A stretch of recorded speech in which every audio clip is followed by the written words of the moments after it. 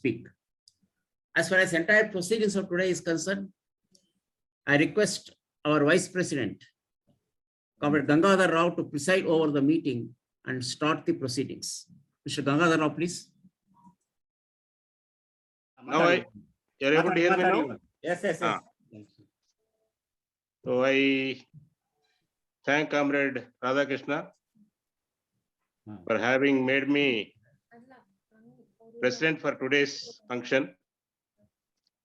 And I wish all the participants and all the elders a very, very happy Elders Day today. Now there's the first item. We'll go for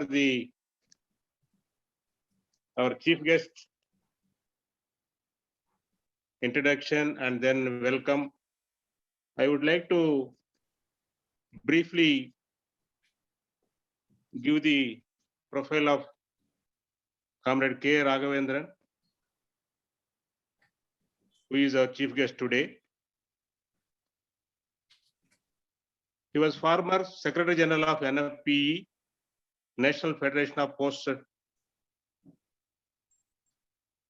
Employees. Present General Secretary, All India Postal and RMS Pensioners Association CHQ, that is AIPRPA, and Deputy General Secretary NCCPA, National Coordination Committee of Pensioners Association, New Delhi, and he is the coordinator of TUIPR for Asia, that is Trade Union International Pensioners and Retirees. And he is a member of Technical and Research Commission of TUI-P&R. Now I request our General Secretary, Comrade S. Radhakrishna, to welcome the chief guest and also all the participants in this meeting. Thank you. Thank you, Comrade Gangadhar. So, comrades and friends, today we are October 1st is observed as an Elders Day. Trade Union International, for which our NCCPA is also affiliated. As you know, Trade Union International is an organization which consists of trade unions representing both the public servants as well as the public sector, private sector, etc. It is an international organization which takes care of the interests of the workers all over the world. Now there is about 3-4 years back, they have formed one wing within that, pensions and retirees wing, for which are also Comrade Raghavendran is also a coordinator. They have called a call today to observe with a slogan, struggle for decent life for elders. As you know, senior citizens, irrespective of the country to which they belong, in their evening of life, the proper care, taking proper care is not only the responsibility of their families, but also the responsibility of the entire society and the government's concern. Without going those details, I think which Comrade Raghavendran will be covering in his speech. On one issue I would like to tell is about the pension issue itself. Even of the famous DS Nakra judgment, that their pension should be equal to the status at which they were living. Finally, we could achieve it partially in the 7th Pay Commission, where parity in pension between the past and the present retirees have been achieved for central government pensioners. But if you look into other things, see the conditions of the EPF pensioners. Even today, their minimum pension continues to be 1,000 rupees. They would earn a lot of salary, but when question of pension comes, a bigger pension they are putting. And go to financial sectors. As and when pay revision takes place, the pension revision is not taking place. They all, those who are covered by EPF, those who are covered by financial sector pensioners, those who are in social sector, if a pension is increased from 500 rupees to 800 rupees, a big announcement is made by the government. But can we exist with that? Even for the central pensioners, 70% of the pensioners among the central government are getting a pension which is far less. And see the condition of the family pensioners. In the name of economy or in the name of the pandemic, the DA was frozen from, as you know, from now it has been restored, but without arrears. So today, decent, our own BSNL pensioners, the revisions are not taking place. So public sector pensioners, including BSNL pensioners, financial sector employers pensioners, EPF pensioners, for them the parity in pension is not between achieved between the past pensioners and the present pensioners. They are all on the struggle path. On this day, when we are observing the International Elders Day with the slogan, decent life for senior citizens, it is our duty to devote ourselves, work for the cause of them. And those who are covered under NPS, in spite of CNDG's recommendation of minimum pension should be assured, government or the AIPRPA has not come out any minimum pension assurance. So these are the tasks that before us. While we are celebrating this International Elders Day with a slogan for decent life, struggle for decent life for pensioners. On behalf of the Coordination Committee of Central Government Pensioners of Karnataka, I commit to the NCCPA that we are with NCCPA and all the steps they take to achieve that parity and decent life for the senior citizens. I extend warm welcome to K.Ragavendran. Of course, he's a veteran leader of the central government employees movement. As our president has already put it, he was the Secretary General of the National Federation of P&T Employees after railways and defense. For example, from today, our defense employees. Suddenly, those who are central government employees, they have become a foreign service employees for the defense corporation. As you know, it has been split into 7 corporations. It has become effective from 1st of this, but it is today itself has become effective. And this pandemic situation has been used by the government to put brakes and bulldoze the rights and that workers have enjoyed by through their struggles. And today that is also a very sorrowful day where our defense ordnance factories have become a corporation. So after this railways and defense, the postal pensioners, and they are the leading front for the Confederation of Central Government Employees and Workers. Whether it was the constitution of JCM or anywhere, the NFPA stood strong. At that time, it was NFPT stood strong with all other central government employees.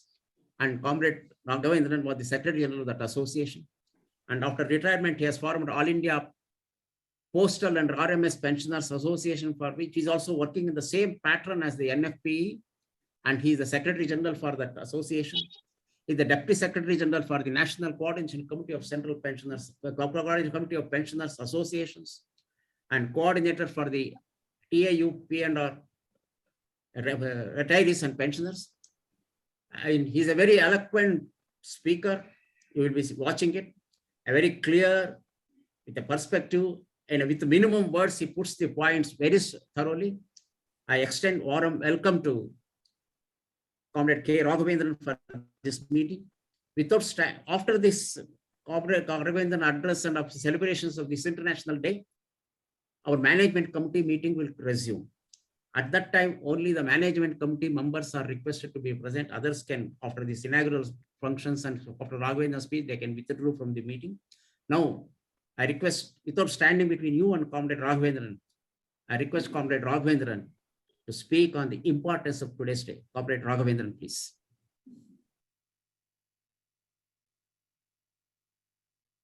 Sir, unmute ಮಾಡ್ಕೊಳ್ಳಿ sir. Thank you very much, sir. Okay. Comrade President Gangadhar Rao, Comrade General Secretary, COC, Comrade Radhakrishna, Comrade Bhaskar Rao, our senior leader, and all senior leaders and friends. I am really very happy to address a meeting of Karnataka State COC on this occasion called by the Trade Union International Pensioners and Retirees. It is really very encouraging to note that the pensioners of Karnataka also voiced the day in a very beautiful manner and taking the call of the Trade Union International pensioners for a decent pension, decent life to all pensioners and senior citizens.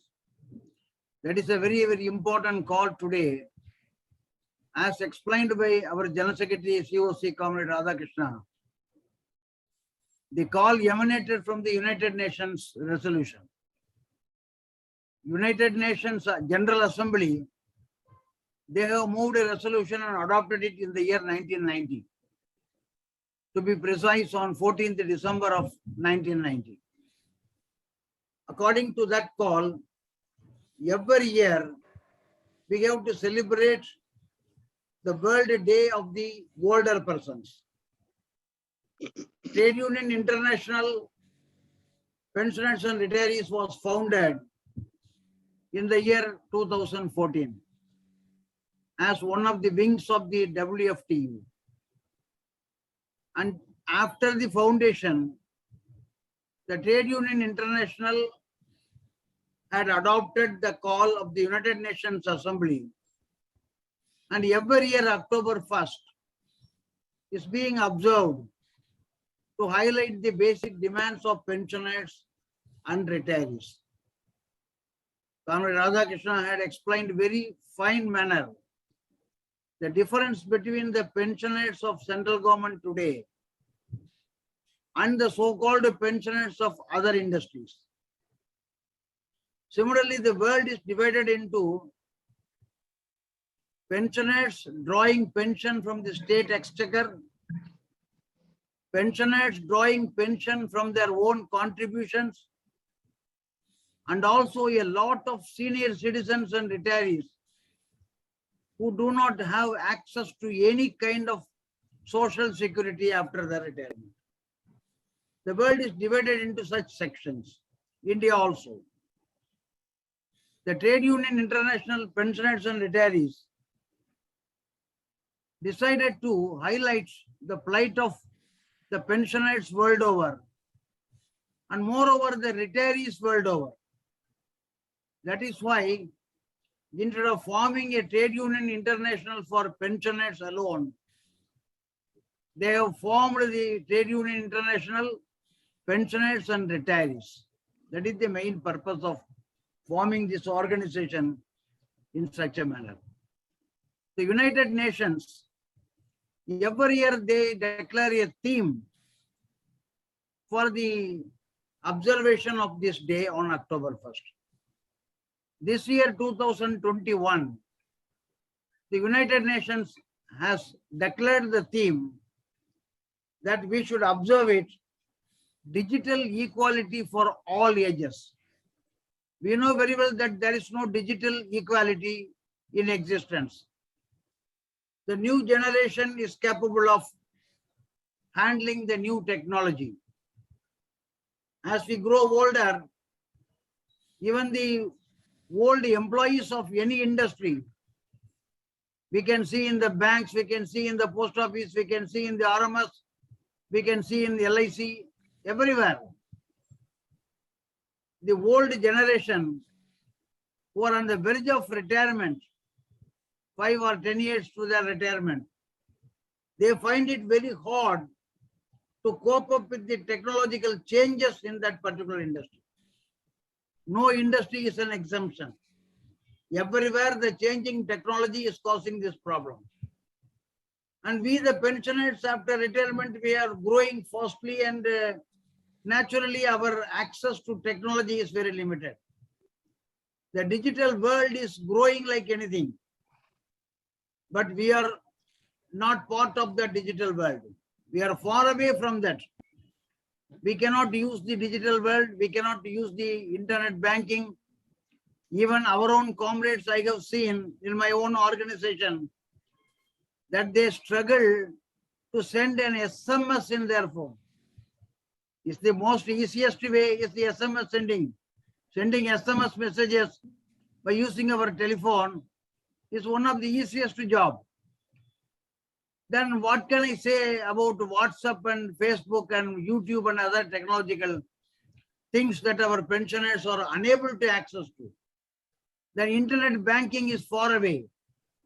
So naturally, the digital divide divides the senior citizens and the younger generations in the world. So the United Nations had decided to observe the call of Day of Elderly on this October 1st with the theme that the digital world should be for all ages.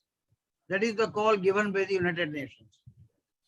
Trade Union International Pensioners and Retirees, since its foundation in 2014, it started its call, synchronizing the call for world pensioners, highlighting the plight of the pensioners and the retirees from 2016.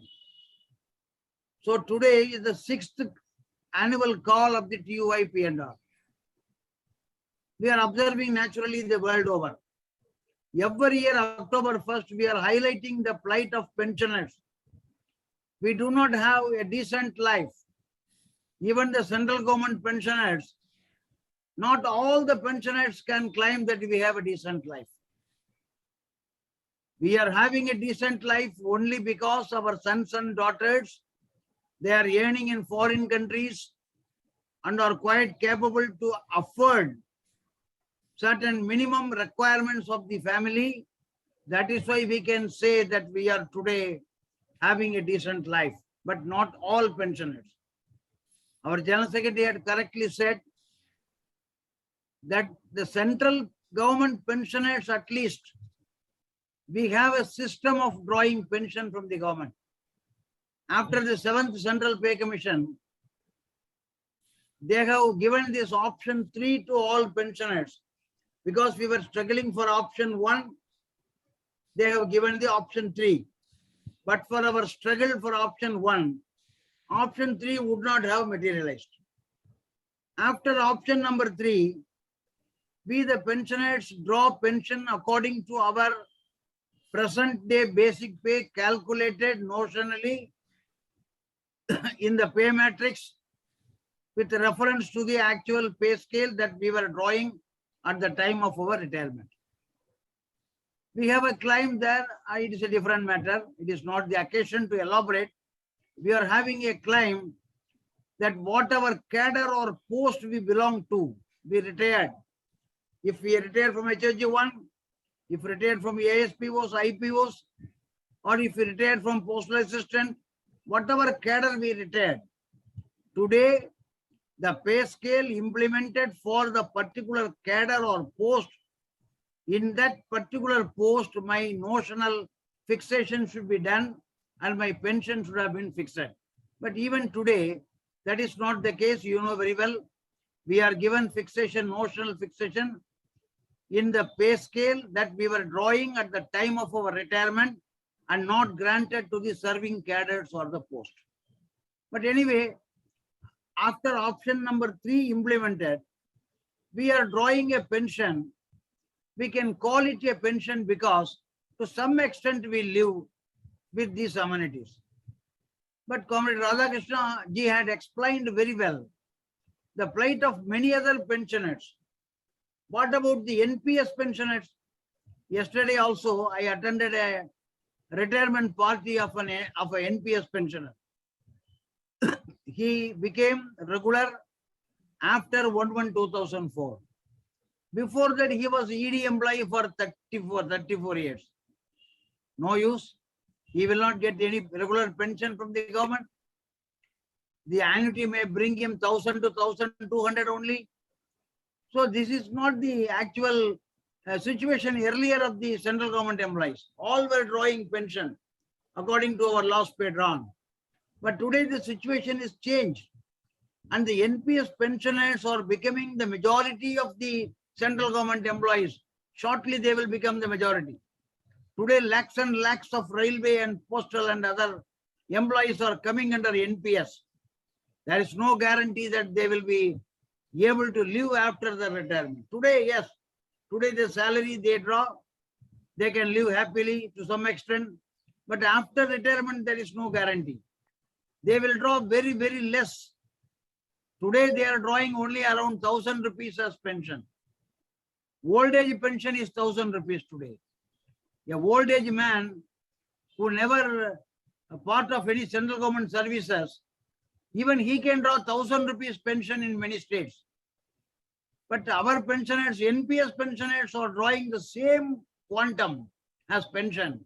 How can they live a decent life after the retirement? They cannot. Similarly, Comrade Radhakrishna had explained the plight of the EPF pensioners. Minimum pension is only 1,000 rupees. There are many schemes. The central government had declared many schemes of pension in our country. Yes, Atal Pension Yojana is one of the schemes. Pradhan Mantri Vaya Vandan Yojana, this is another scheme maintained by LIC. Indira Gandhi National Old Age Pension Scheme, it is another pension system. Employee pension scheme, it is also there. So there are many pension schemes in India also. But ironically, take any pension scheme other than those maintained by LIC. LIC maintained pension schemes are for lump sum investment. It is possible only by central government or public sector retiring pensioners who draw lump sum cash towards gratuity and commutation. Out of that, they can invest 5 lakhs or 10 lakhs with the LIC and get 8% returns because LIC is capable of giving 8% interest rate, which no other fixed deposit can bring us. People may prefer LIC pension schemes, but it is only for 10 years. And we can invest only if we draw sufficient cash from the government as social security at the time of retirement. Not every pensioner in this country, not every senior citizen in this country, not every person retiring from unorganized sector, he cannot think of investing anything anywhere. So the other pension schemes which are maintained by the central government and state government, they are not at all catering to the requirement and they are drawing pension only around 1,000, 1,500, 2,000 like that. Definitely a decent life is not possible, not at all possible for any of those pensioners. This we must very clearly understand and keep in mind. Today, some states like Tamil Nadu, Kerala, West Bengal, there is a reference to these states in the internet also. They are maintaining some kinds of pension schemes, but even there, it is not sufficient to live a decent life. It is only a marginal amount they are capable of giving as pension, better than other states, no doubt. But that is not sufficient to live a decent life. That is the plight of the pensioners and retirees today. And coming to the medical care, we know very well that the medical care, we are very much not in a position to claim anything out of it. The medical claim in our country is very, very backward. Except the government hospitals where we can go and stand in the long queue and all that. All private hospitals which boast of cleanliness, which boast of modern machines, which boast of modern medical treatment, that is affordable only if you have a medical insurance in your hands. Otherwise, you cannot afford to. Or you should belong to an affluent section. Normal retirees who are not capable of even entering these private hospitals, how can we say that medical care is taken care of by the government? It should be the responsibility of the state. Medical requirement is the responsibility of the state. Whether he works under central government, retired under central government, worked under public sector, worked under unorganized sector, every person's medical requirement is the responsibility of the state. That should be the way. That is the practice. That should be the practice earlier days. But today it is not there. We are all going to certain hospitals because we can afford to go there under CGHS. CGHS is making it possible to go to some private hospitals which are empaneled. But what about the pensioners who are living in non-CGHS areas? Non-CGHS area pensioners have to come to Bangalore or any other any other city where we have this CGHS system. In order to go to the private hospital, empaneled under CGHS. And we know very well that every state in India is very vast in topography and definitely not in a position to travel miles and kilometers to reach the CGHS empaneled hospitals in the country. If this is the situation for CGHS, what about the pensioners who are not a part of the CGHS? There is no system of ROHSC for the pensioners. Non-CGHS area pensioners can get admitted and take treatment only from the money out of their own pocket, or they should be ready to invest it first, claim the reimbursement, on rejection go to the court and fight a legal battle for years together, and finally that particular pensioner may win the case and he may be able to get the reimbursement of the medical expenses under CGHS rates, but not all pensioners. This is the condition. So medically also, we are not in a position to claim that benefit that is existing in very many countries, because the medical insurance system is also very weak in India, and there are many problems in the medical insurance also. Pre-existing diseases are not covered, and there are other agents in between who try to cheat the medical insurance companies, and that way hospitals are also charging extra. So there are problems with the insurance also. But insurance is not at all available to our pensioners who belong to organized central government industry. This is the condition under which we live. Therefore, comrades, we can very well say that the medical care, we are lagging behind many other countries and definitely not in a position to climb it. So along with a decent life for pensioners and all senior citizens automatically means a decent medical treatment availability to the pensioners and retirees also should be part of the decent life. And today we can say that we are not having that facility in our country. And third is the important is the housing. How many of us are able to construct a house while we are in service? Not every employee, not every one of us. Many of us tried and failed. We could not construct a house during our long service because the money paid under HPA is not sufficient to construct a house. That is the reason we are not able to raise the extra money from other sources. So this is the condition with which we live. So many pensioners today live in rented houses only.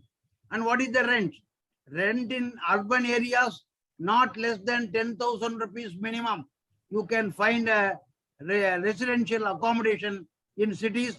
In city like Bangalore, it may be more. Even for 10,000 rupees, you cannot find a suitable accommodation for living and all that. If this is the condition under which we, the pensioners, central government pensioners, we live, what about the condition of other retirees, other pensioners who draw only very less pension? Definitely they cannot afford to live in a decent house. They can live with their families. If there is no family, then their life is miserable. They cannot live in a decent house.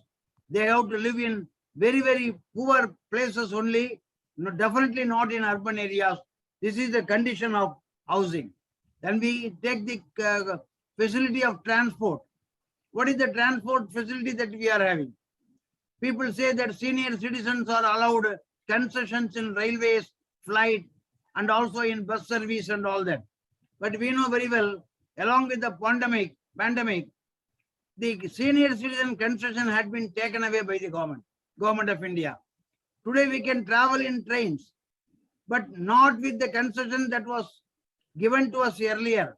Today there is no senior citizen concession available in Indian Railways.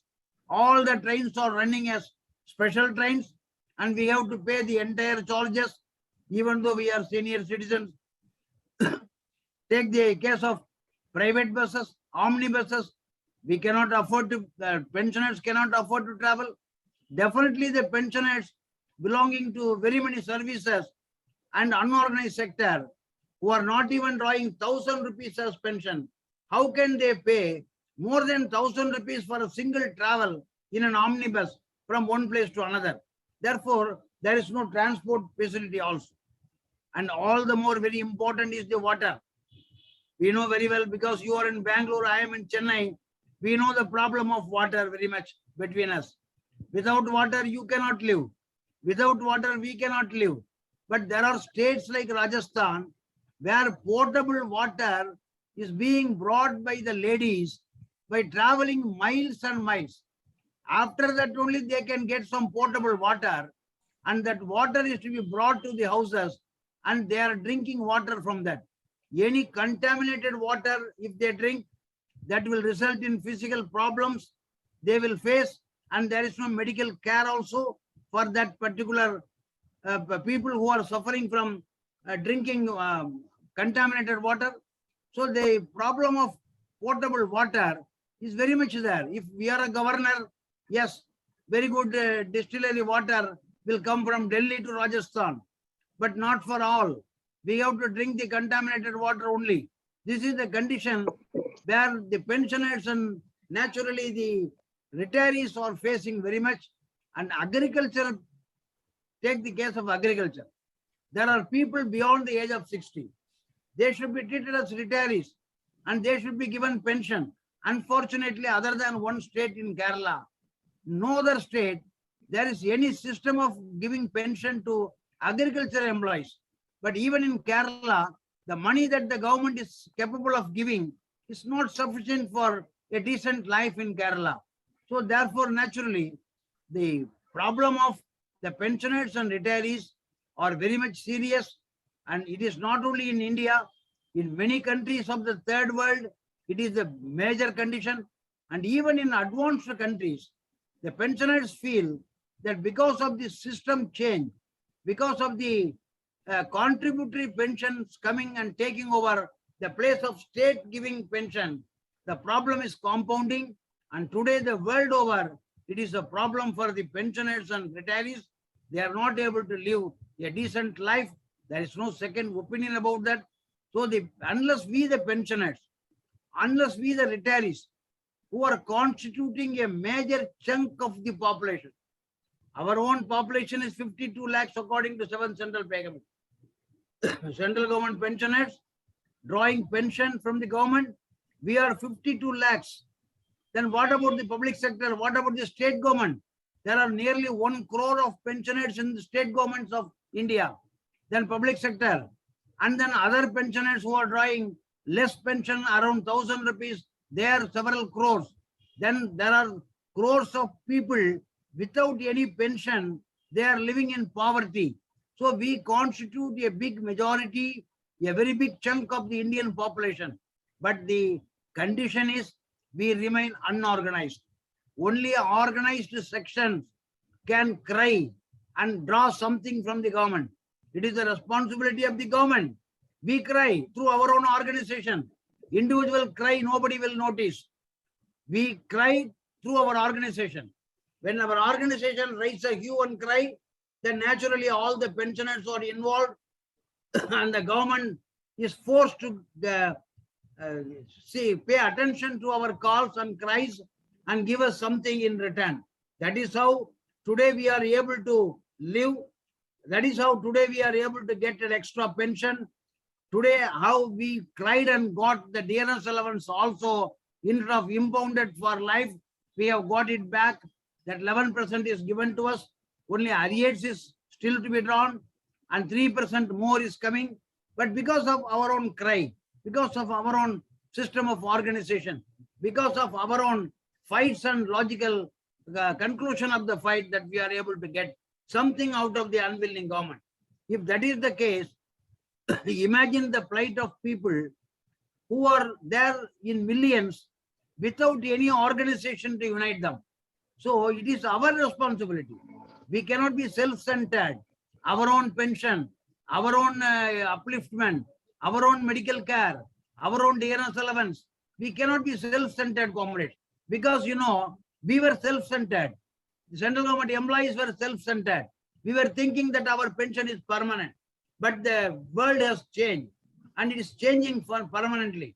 And now there is a big section which is not capable of getting any pension despite being a government employee. That is, new pension system has come and taken over.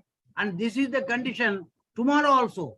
Unless we fight today, unless we join with the workers today, unless we are organized today, unless we take the initiative to organize the unorganized pensioners and retirees under a fold in order to make a fight very strong, definitely our existing pension is under threat. We are not able to project any demand in future also. So this is the condition. We have to take the responsibility. Instead of being self-centered, we should become magnanimous. We should pay attention to organize other people. We should pay attention to organize the unorganized pensioners, unorganized retirees. And today, the Trade Union International Pensioners and Retirees is giving us a banner, is giving us a platform universally on all over the world.